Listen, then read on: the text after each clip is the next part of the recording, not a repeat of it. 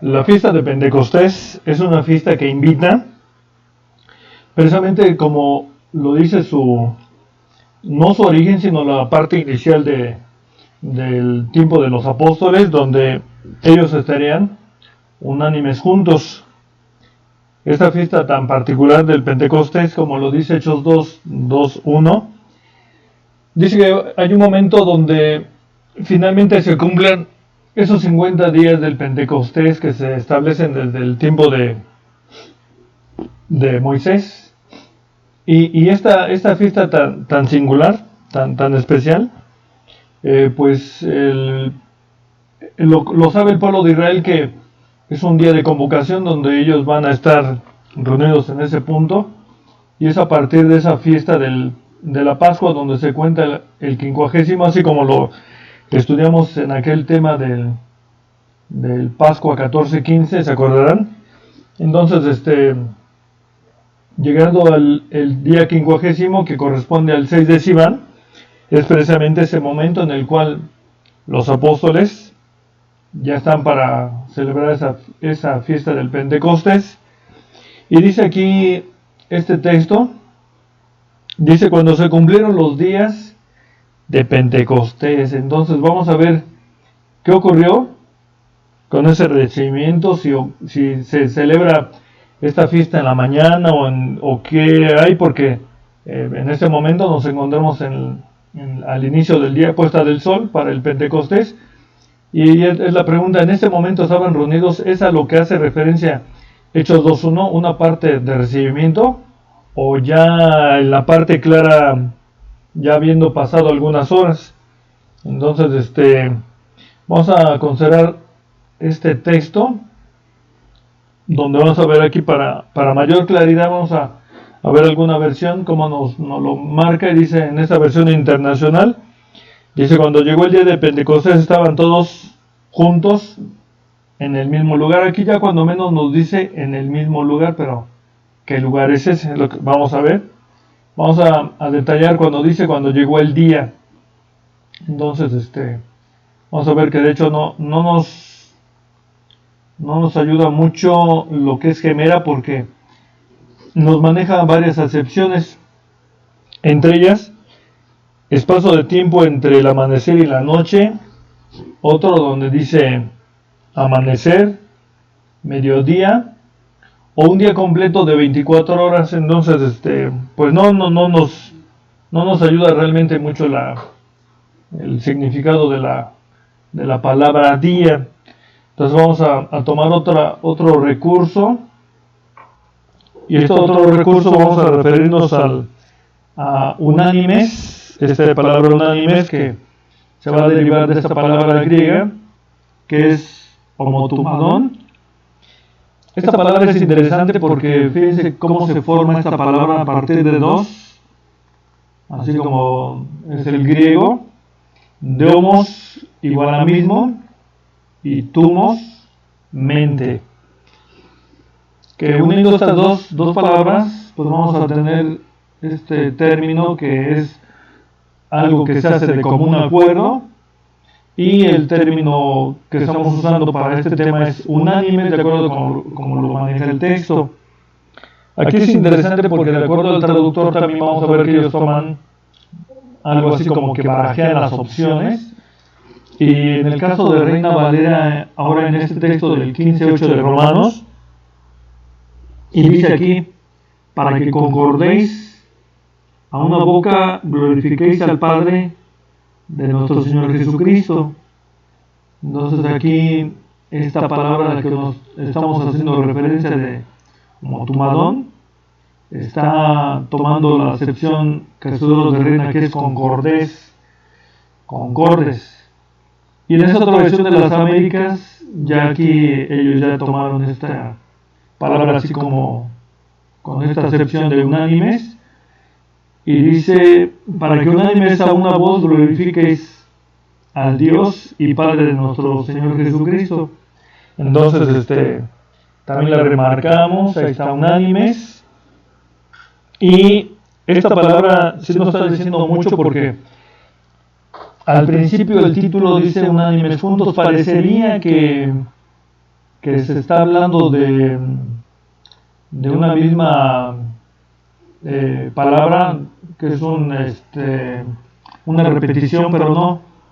Vamos a ver a qué nos queremos referir, porque en esta parte dice que están de común acuerdo unánimes reunidos los apóstoles, y cuando dice que están unánimes se refiere a algo así como hay una fuerza de unión entre ellos, y por eso vamos a considerar esto que dice unidos con fuerza.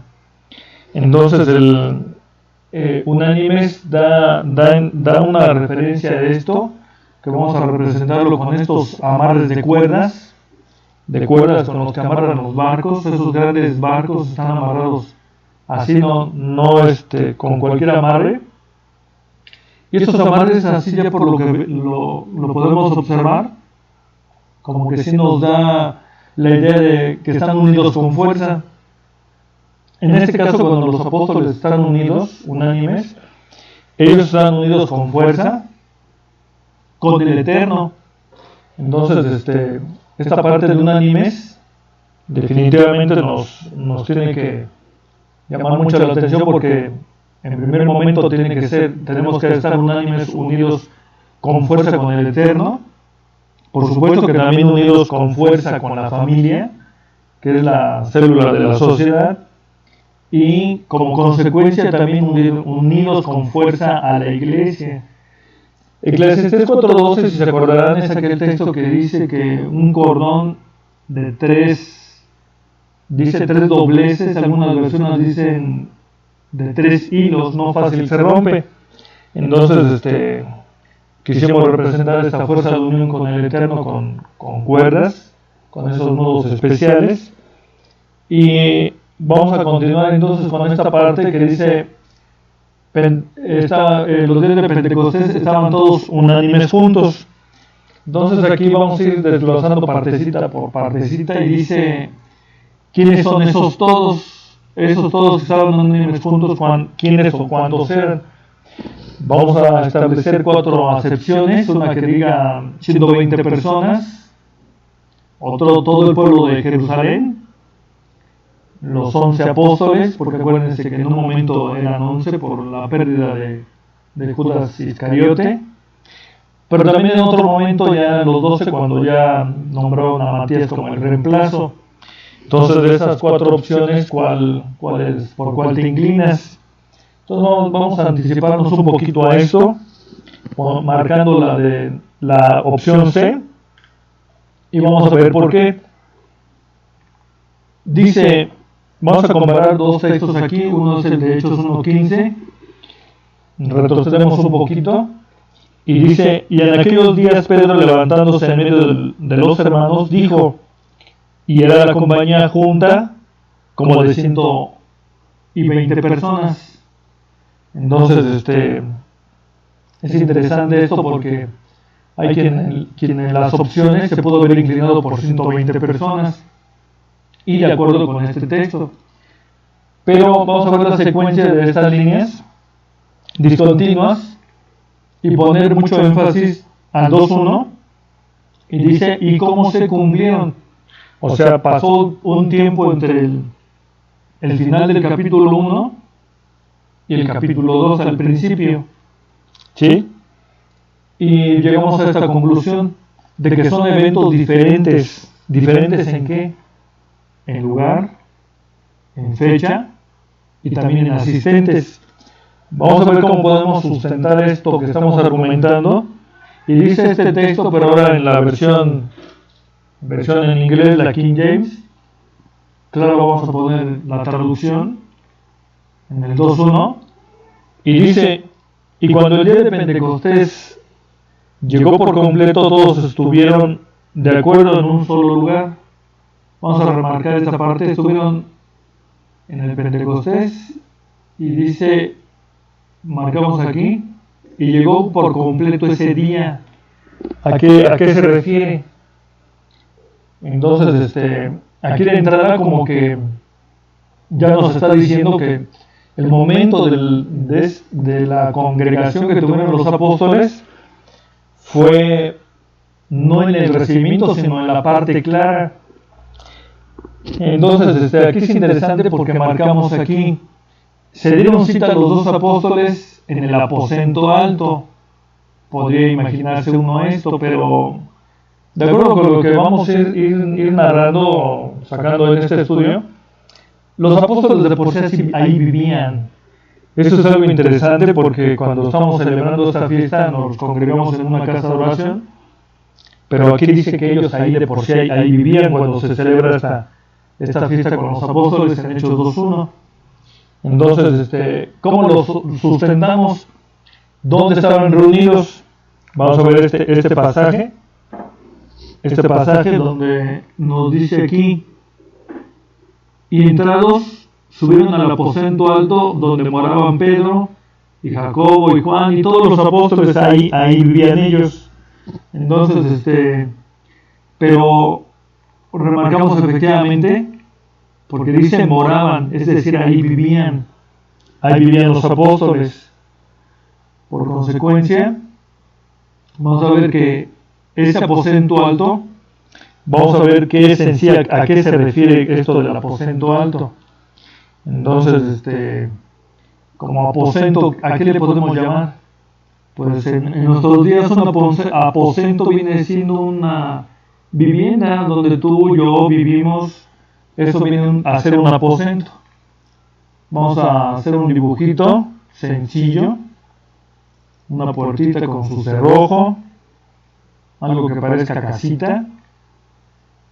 Más o menos nos quedó medio chuequita, pero van a ver por qué tiene una intención. Entonces, le ponemos del nivel superior con su respectivo pretil de seguridad o protección, de acuerdo con lo que dice los mandamientos del Eterno, y también su escalerita, por supuesto. Entonces vamos a marcar a qué le llamamos aposento alto, y así lo sustenta el texto, y lo vamos a ver en las demás citas. Ahí está el aposento alto. Entonces, en este aposento alto que vemos aquí, vamos a reforzarlo con estas imágenes de viviendas del tiempo del Señor Jesucristo. Y aquí vemos una vivienda, si se dan cuenta, tiene un estilo muy particular. Parecería como que es una construcción descuidada. Realmente así eran las casitas de ese entonces. Ese estilo muy propio, con las escaleras por fuera de la vivienda. Y otro ejemplo es aquí. Aquí es interesante esta imagen porque vemos construcciones un poco más avanzadas que la anterior, pero de todos modos en el mismo estilo. Eran construcciones si se dan cuenta, como que todas las puertas dan al exterior, con un cierto pasillo, y las ventanas muy pequeñas además. Entonces, ponemos aquí, podrían ser de 3 niveles, o en este caso esta que vemos aquí, que domina la mayor parte, es como de 4 niveles, a menos que sea una casa que está atrás de ella. Entonces, de 3 niveles fue de una de esas donde en Hechos 29, ¿se acuerdan que un joven llamado Ticho se cayó en una exposición del apóstol Pablo? Como que esto nos da a entender mejor cómo fue que el joven se cayó, porque si se dan cuenta son ventanas pequeñas.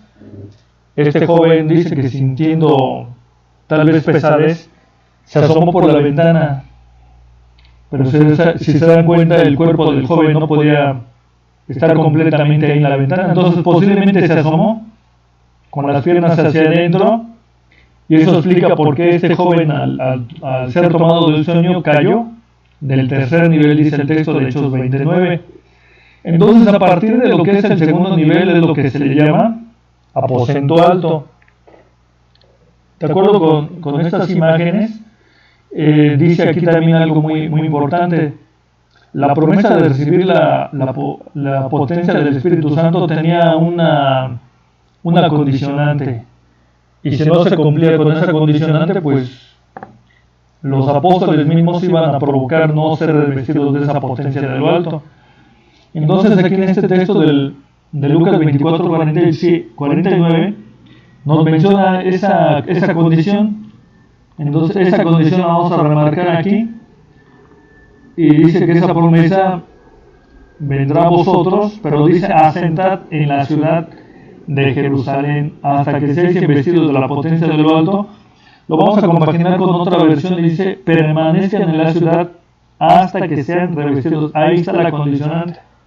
Ellos no podían alejarse de Jerusalén sin antes recibir esta potencia de ser fortalecidos con ese espíritu. Entonces dice aquí, en esta otra versión, que ya después de que ellos se despidieron del maestro, de aquel momento donde dice que por cierto se acercan unos ángeles y les preguntan, varones galileos que están mirando al cielo y ven a Jesús que es recibido en los cielos, dice aquí que ellos regresan a Jerusalén. ¿Por qué regresan a Jerusalén? Porque ahí vivían, como ya lo mencionamos, en ese aposento alto. Ellos, en esa casa, posiblemente en el aposento alto también eran las reuniones de ellos. Y dice aquí, regresaron, y aquí dice, hasta llegar de nuevo a Jerusalén, ahí donde ellos moraban. Bien, entonces, pero ¿dónde estaban reunidos? En Hechos 2.1. No se especifica, pero lo que sí podemos estar seguros es que era dentro de lo que sería de lo que era Jerusalén. Entonces, no queremos decir que siempre haya sido el mismo aposento, porque en el tiempo de Jesús también ellos estuvieron participando en un lugar, cuando toman la cena, efectivamente la última cena, ahí ellos están reunidos también en un aposento. Entonces aquí en esta definición que nos da este comentarista llamado Alfonso Lodwar, dice aquí que un aposento alto es una habitación que se arreglaba con un segundo piso sobre algunas casas. Dice, podría ser muy sencilla o incluso parecerse una tienda de campaña. Este tercer párrafo es el que nos interesa mucho para completamente descartar una reunión en un lugar así con 120 personas, por lo siguiente. Dice, pero también las había sólidas y amplias. ¿A qué le está llamando amplias?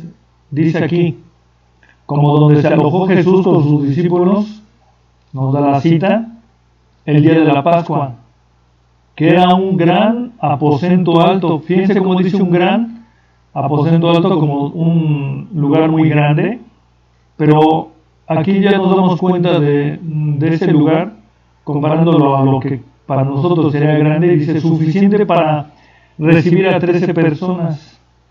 Entonces, eso nos hace imaginar que entonces no existían lugares que pudieran albergar en aposentos altos a 120 personas, no había la infraestructura.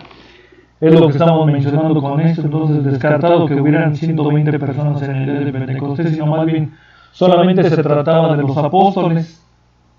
Recordando esa vez del tiempo de Jesús, cuando celebra su última cena con sus discípulos, dice aquí que deberían de llegar a un lugar donde se les mostraría un gran cenáculo.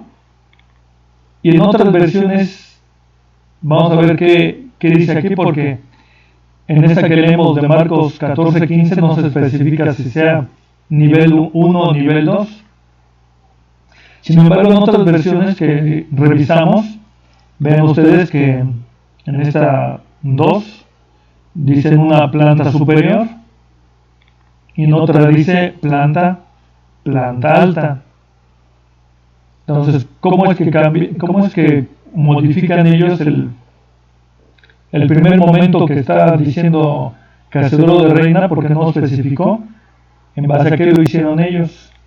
Todo parece ser que ellos también se apoyan en versiones en griego, como esta, la Nestlé Aland, donde vamos a remarcar aquí esta partecita, porque dice aquí, Él os mostrará un cuarto superior, que es grande, pero también dice que es superior, o sea, la parte, ellos entienden que es la parte de arriba.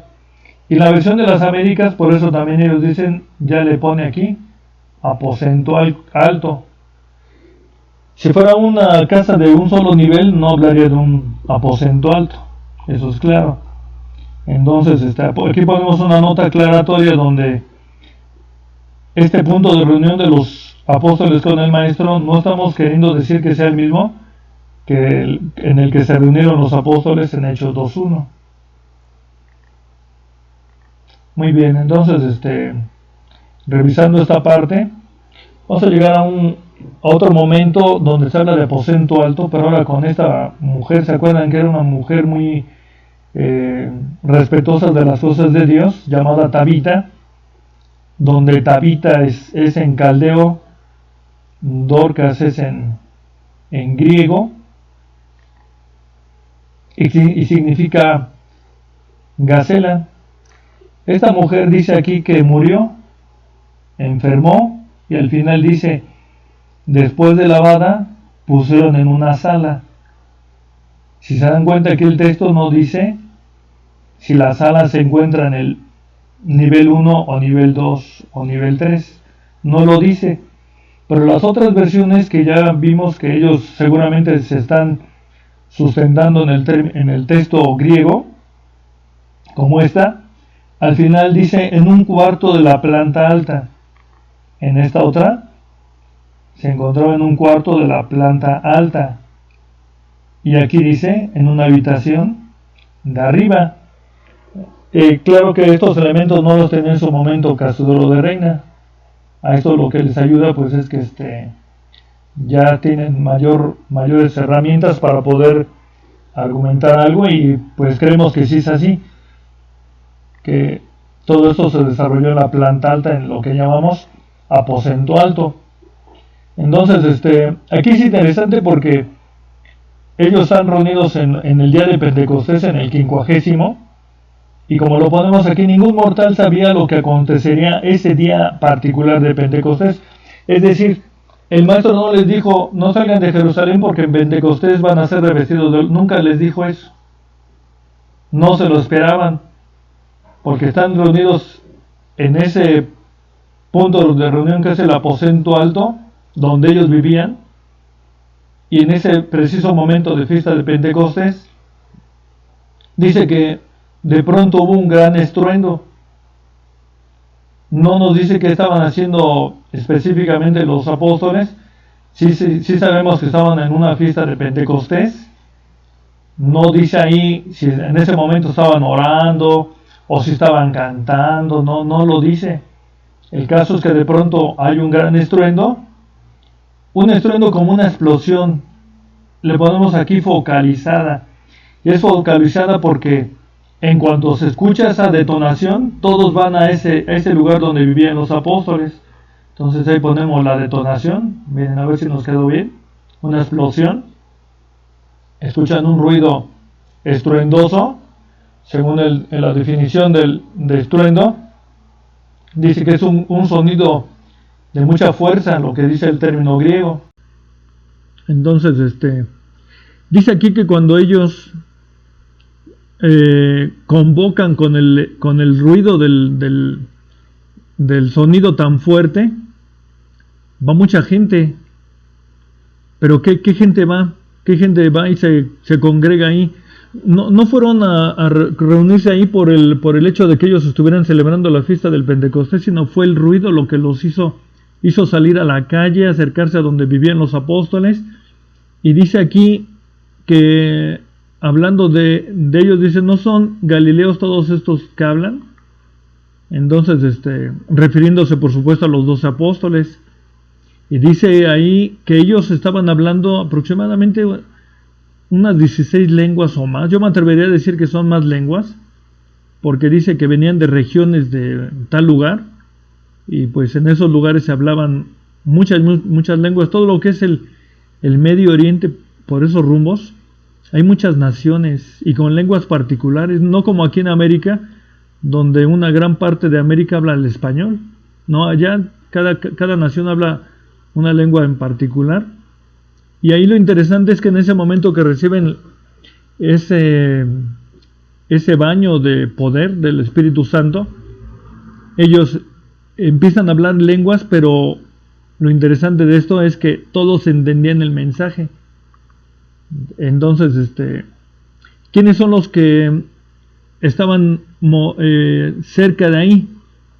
Es decir, los apóstoles están en Jerusalén, pero los que se van y se acercan y ven y crean todo este ambiente, pues dice ahí el texto que dice había partos, medos y elamitas, y dice los que habitamos en Mesopotamia y en toda la región de Judea, así como Capadocia, el Ponto. Fíjense, el Ponto queda hasta allá arriba en la península de Anatolia, en la parte superior, y dice de Asia, de Frigia, de Panfilia, lugares donde, si se acordarán, fue donde anduvo el apóstol Pablo recorriendo. Luego dice también los de Egipto, había hermanos judíos que estaban ahí reunidos también, que venían de África, de Cirene. Analizando todo esto, estaba tomando nota de todos esos lugares que vemos aquí reflejados. Son lugares que de mucho desarrollo, mucho desarrollo económico. Entonces, si se dan cuenta, toda esta región es lo que en otro momento hablamos también de lo que es la ruta de la seda. Entonces, toda esa ruta de la seda que venía desde China, cruzando por lo que es Mongolia, y atravesaba toda esta parte de Asia para llegar a Roma. Entonces los judíos ahí estaban asentados en esos puntos principales de desarrollo económico. Y dice que también había en Creta, otra isla bastante importante, así como de Arabia. Entonces todos ellos están reunidos ahí, y en su lengua que hablan, ellos todos hablaban judaico, por supuesto, pero también hablaban la lengua del lugar donde ellos venían. Entonces, ¿qué ocurrió? Que todos entendían. Pero dice ahí, por cierto, que algunos murmuradores, porque esos nunca faltan quienes empiezan a hablar mal de los demás. Dice, y algunos murmuradores decían que estaban borrachos. Entonces, ¿cómo puede ser esto, no? Hasta donde sabemos, en las escuelas de idiomas no recurren a bebidas alcohólicas como medios didácticos, es decir, a sus alumnos no les dan un tequilita para que hablen lenguas. Entonces, ¿cómo es que estos los escuchan hablar en lenguas y les dicen que estaban borrachos? Porque aquí lo asombroso es que todos entendían en su idioma de donde venían. Es decir, aquel judío que venía de Roma escuchó por ahí a uno de los apóstoles y le hablaba en latín, o aquel que venía de Egipto, sí, escuchaba en ese idioma de los egipcios. Entonces, algo parecido con lo que vamos a ver en esta imagen donde vemos jóvenes, donde la palabra que están mencionando todos ellos es un saludo, hola. Ese saludo de hola, si lo vemos ahí en todas las etiquetas, son en diferentes idiomas. Si alguien aquí entre nosotros fuera francés, vería la parte de la etiqueta de salud, dice, ese sí lo entiendo, ese es francés. O el de allá atrás, el de hola sin H, es el portugués, o el hello en inglés, o el chao en italiano, y así por el estilo. Entonces ellos estaban escuchando la lengua de los apóstoles, que ellos de pronto estaban hablando en otras lenguas, y se identificaron todos ellos, los judíos que venían de otros lados, porque entendían el idioma del lugar de donde ellos venían. Así fue este momento tan particular del Pentecostés, pero no porque ellos estuvieran hablando en una lengua y que simplemente sea sorpresa de que hables en otro idioma y a ver, háblame aunque no te entienda, no. ¿Por qué? ¿Por qué decimos esto? Porque el apóstol Pablo está hablando aquí de cuando alguien llega hablando una lengua que no conocemos. Pues sí, por supuesto que en una reunión él puede hablar, puede expresarse, pero es necesario que haya un intérprete. Porque si alguien viene a mí hablando en un dialecto, algún idioma, y ¡ay, qué bonito se escuchó! ¿Y qué entendiste? Pues nada, porque no lo entendí. Eso no es válido en las cosas del estudio de la palabra de nuestro Dios. ¿Por qué? Porque la regla consiste en salir edificados, en aprender, no salir confundidos. Entonces dice aquí, en primera carta a los Corintios 11:27, si hablare alguno en lengua extraña, sea esto por 2 o a lo más 3, y además dice que debe ser ordenado por turno, más debe de haber un intérprete. Es la regla fundamental aquí. Y queremos mencionar todo esto porque, por supuesto que lo que le interesa a nuestro Dios, entre las cosas que menciona aquí, le interesa que uno sea misericordioso, pero también que uno vaya aprendiendo, que tenga el conocimiento de Dios para andar caminando con firmeza y con certeza en lo que va aprendiendo, no divagando como aquel que queda confundido, y por esa misma confusión no es certero en lo que decide.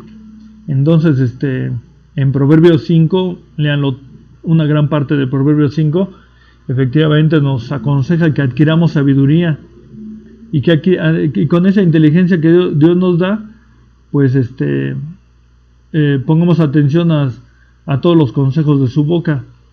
Entonces dice aquí en 1 Corintios 14:5, si también no interpretare, para que la iglesia tome edificación. Es decir, ahí mismo el apóstol Pablo dice, y si no hay intérprete, pues mejor que no hable, porque lo importante o sobresaliente aquí es que todos aprendamos. Todo esto lo sacamos a colación porque pues sí va a haber quien dice que lo importante del Pentecostés es que hablen lenguas los hermanos. Y algunos confunden lenguas con simplemente bullicios que no se entienden. Para algunos es más importante eso, pero no. ¿Por qué? Con bases dice este texto, con el cual vamos concluyendo, porque dice, así que las lenguas por señal son, no a los fieles, sino a los infieles, mas la profecía, no a los infieles, sino a los fieles. O sea, aquí da a entender que esa enseñanza de la palabra de nuestro Dios debe ser lo predominante, más que dejarse llevar por señales que no tienen sentido. Entonces la fiesta del Pentecostés es una fiesta con mucho sentido, con mucha enseñanza, y que nos permite definitivamente a buscar esa madurez de perfección delante de nuestro Dios.